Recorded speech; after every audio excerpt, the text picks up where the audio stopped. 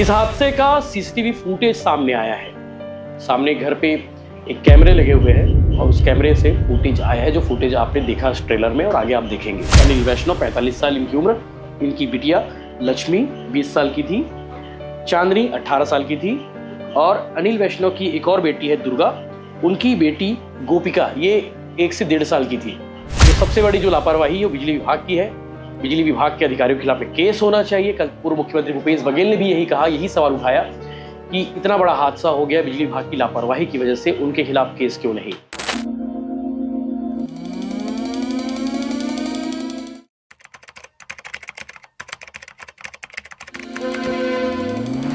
नमस्कार, जय जोहार, जय छत्तीसगढ़।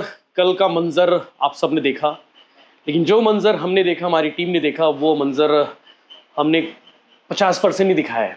अगर हम 100% चीज़ें दिखा देते तो शायद तस्वीर बहुत ज़्यादा विभत्स होती और हो सकता है बहुत लोगों की नींद ना आती। क्योंकि जब कल हम मौके पर गए, कुम्हारी में ब्लास्ट हुआ, उस ब्लास्ट की वजह से 4 जिंदगी खत्म हो गई। एक 1 साल की बच्ची थी, 2 जवान बेटियां थी और एक पिता था। ये चारों उस कमरे में बैठे हुए थे, टीवी देख रहे थे, जैसा कि परिवार वालों ने बताया, आसपास के लोगों ने बताया। और अचानक से उस घर में आग लगती है और आग लगने के बाद एक जोरदार ब्लास्ट होता है। महज 1.5 मिनट के अंदर में, आग लगने के 1.5 से 2 मिनट के अंदर में एक जोरदार धमाका होता है। धमाके की आवाज़ इतनी ज़्यादा जोर रहती है कि लगभग आसपास के 1 किलोमीटर तक इसकी गूंज थी धमाके की।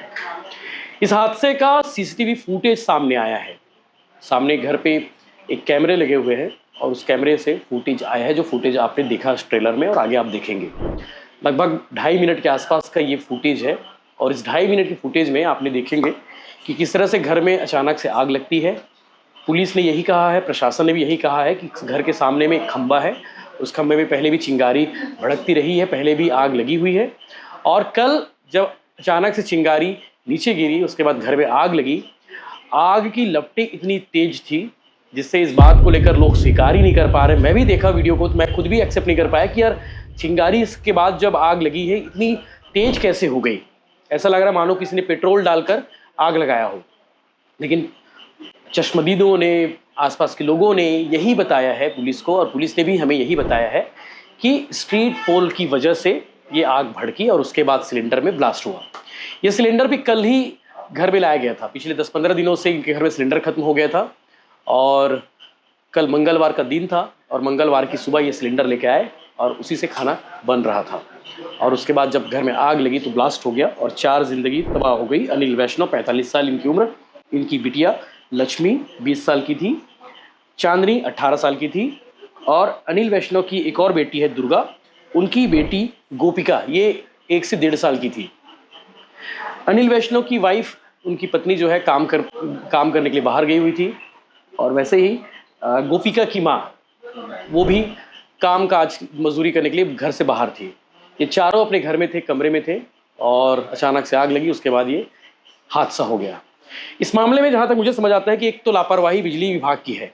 जो स्ट्रीट पोल लगाए गए हैं, सिंगल केबल वहाँ पे बिछा हुआ है और उस सिंगल केबल में आए दिन लोड की वजह से चिंगारी भड़कती रहती है, आग लगती रहती है। जो सबसे बड़ी जो लापरवाही है वो बिजली विभाग की है। बिजली विभाग के अधिकारियों के खिलाफ एक केस होना चाहिए। कल पूर्व मुख्यमंत्री भूपेश बघेल ने भी यही कहा, यही सवाल उठाया कि इतना बड़ा हादसा हो गया बिजली विभाग की लापरवाही की वजह से, उनके खिलाफ केस क्यों नहीं। प्रशासन की ओर से 5 लाख रुपए और मुख्यमंत्री प्रशासन की ओर से, जिला प्रशासन और छत्तीसगढ़ सरकार की ओर से 9-9 लाख रुपए का मुआवजा का ऐलान हुआ है। पूर्व मुख्यमंत्री भूपेश बघेल ने मुआवजा की राशि बढ़ाने की मांग की कल जब परिवार से मिलने गए पीड़ित परिवारों से। और इस हादसे की भयानक तस्वीर जो हम नहीं दिखा पाए क्योंकि सामने 4 लाशें पड़ी हुई थी जब हम रिपोर्टिंग कर रहे थे।